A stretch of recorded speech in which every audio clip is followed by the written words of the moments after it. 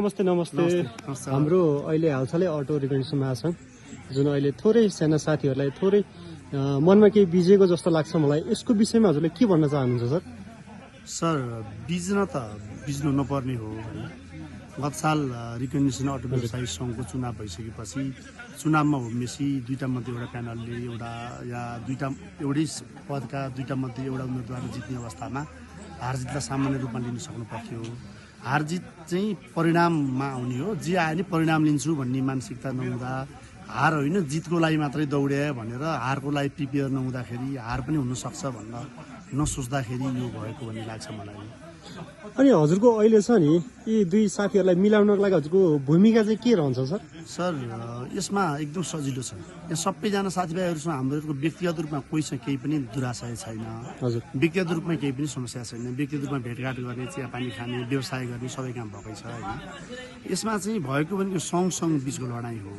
साथीहरूले अर्को सङ्घ बनाउनु भएको छ, उद्देश्य हाम्रो एउटै होइन छैन भनेर गर्नुहुन्थ्यो। अब यो सङ्घ केही पनि होइन, यसलाई सिधाइदिनुपर्छ, नक्साबाट मेटाइदिनुपर्छ भन्ने टाइपका कुराहरू गरेर अझ व्यक्तिहरूको व्यक्तिगत चरित्रमा समेत आक्षेप पर्ने गरेर उहाँहरू भन्दै बग्दै हिँड्नुभयो भन्ने सुन्यो। यद्यपि यो कुरा हामीले सुनेका त छैनौँ।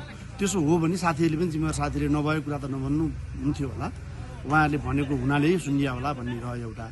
यो दुईटा भएको सङ्घ भन्दा पनि एउटा सङ्घका साथीहरू निस्केर गएर अर्को एउटा स्थापना गर्नुभएको कुरा छ। त्यो पनि सामाजिक संस्था हो। त्यो सबैको सामाजिक संस्था भनेको सबैको सम्पत्ति नै हुन्छ, त्यो राज्यको सम्पत्ति नै हुन्छ। त्यो भएको हुनाले त्यो सामाजिक संस्थाले पनि कुनै न कुनै सामाजिक उद्देश्यको लागि स्थापना भएको हुनाले त्यो संस्थाप्रति मेरो कुनै पनि टिका टिप्पणी छैन, सद्भाव र शुभेच्छा नै छ।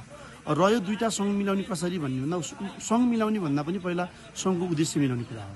उहाँहरूको पनि रिकन्डिसन अटो व्यवसायी सङ्घका व्यवसायीहरूलाई साथीहरूलाई एकत्रित गर्ने, व्यवसायको हक हितको लागि काम गर्ने, व्यवसायीहरूको चाहिँ भनौँ न त्यो क्षेत्र दायरा विस्तार गर्न काम गर्ने हो भने उहाँहरूको पनि उद्देश्य एउटै हो भने यो त मूलधारै भयो। यसको उद्देश्यमै उहाँहरू सहमत भएर यहाँ हुनुहुन्थ्यो र एउटै उद्देश्य भएपछि यही उद्देश्यलाई अर्को खोलिरहनु परेन नि।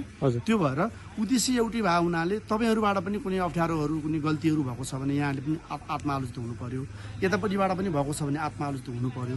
म कुनै बेलामा या अहिले पनि कानुनी सल्लाहकार छु सङ्घको र म एउटा व्यवसायी पनि हुँ।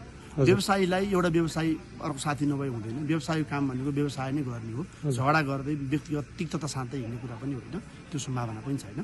फेरि पनि तिक्तताले त फेरि तिक्तताकै जन्म पनि लिन्छ। त्यो भएर सद्भाव रोप्दाखेरि सद्भावै फल्ने कुरा भयो, सहयोग रोप्दा सहयोगी फल्ने कुरा भयो। फेरि आफू चाहिँ ढुङ्गा हानेर अनि लुक्छु भन्ने हो भने आफू चाहिँ आलोचना गर्ने, फेरि आफूलाई गरे आलोचना चाहिँ नसहने हो भने त उहाँले गरे आलोचना पनि त भयो नि त। भनेपछि यो मिलाउन गाह्रो छैन, यति हो।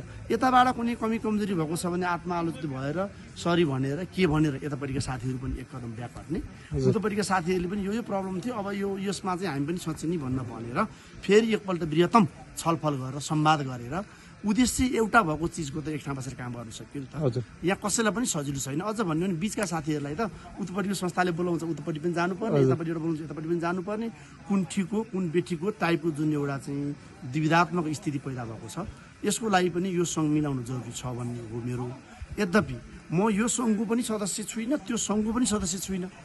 मैले त परिकल्पना मात्रै गर्न सक्छु, इमेजिन पनि नदेखेको कुरा गर्न सक्छु। नदेखेको चाहिँ इमेजिन के हो भनेपछि, देख्न सकिने इमेजिन चाहिँ के हो भनेपछि पुराना साथीभाइहरू हिजो एकै ठाउँ हुनुहुन्थ्यो, आज दुई ठाउँमा हुनुहुन्छ। यसमा हामीहरू जस्ता नयाँ युवा साथीहरू पनि तपाईँ जस्तो हामी जस्ता व्यवसायी साथीहरू अरू युवा साथीहरू पनि धेरै आइसक्नु भएको छ। यी सबै साथीहरूलाई समेटेर व्यवसायको दायरा ठुलो बनाउने, व्यवसायका समस्याहरूलाई सम्बोधन गर्ने, स्टन्ट होइन रियालिटीमा काम गर्ने, ग्राउन्डमा काम गर्ने गरेर अगाडि बढ्ने गरिकन आफ्ना तिक्तता छोडिदिने, सदस्यको र व्यवसायको हक हितको लागि एक फेर हाम्रा कुराहरू छोडिदिउँ, यिनलाई एक बनाऊ भन्न लाग्यो भने त जम्मा 5 मिनटको पनि काम छ। हो सर हो। भनेपछि हजुरको कुरा चाहिँ मनमा के रह्यो भने उहाँहरूलाई एउटै शब्दमा उहाँहरूलाई एकजुट बनाउन लागि एउटै शब्दमा दिनु न। एकजुट हुनको लागि केही गाह्रो छैन।